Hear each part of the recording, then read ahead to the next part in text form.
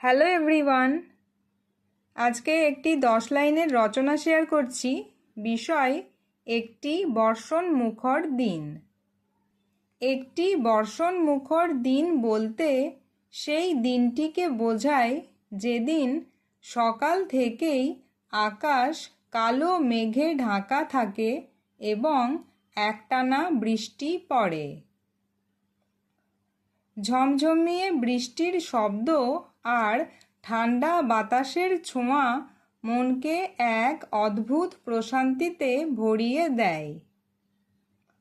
বৃষ্টির জলে ধুয়ে গিয়ে চারিদিকের গাছপালা ও প্রকৃতি যেন আরও সতেজ ও সবুজ হয়ে ওঠে। রাস্তাঘাট জলে ভরে যায় এবং মানুষ ছাতা ও রেইনকোট ব্যবহার করে যাতায়াত করে।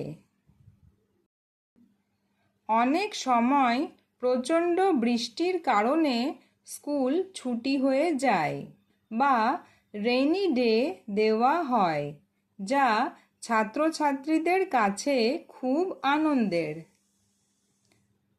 জানলার পাশে বসে বৃষ্টি দেখা এবং কাগজের নৌকা বানিয়ে জমা জলে ভাসানো আমার খুব প্রিয় একটি কাজ।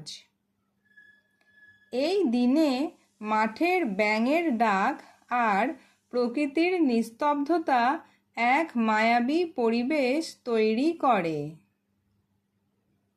বর্ষণ মুখর দিনে গরম গরম খিচুড়ি আর ইলিশ মাছ ভাজা খাওয়া বাঙালির এক চিরন্তন ঐতিহ্য। ঘরের ভেতরে বসে পরিবারের সবার সাথে গল্প করে আর বৃষ্টির আলসেমি উপভোগ করে সময়টা দারুণ কাটে।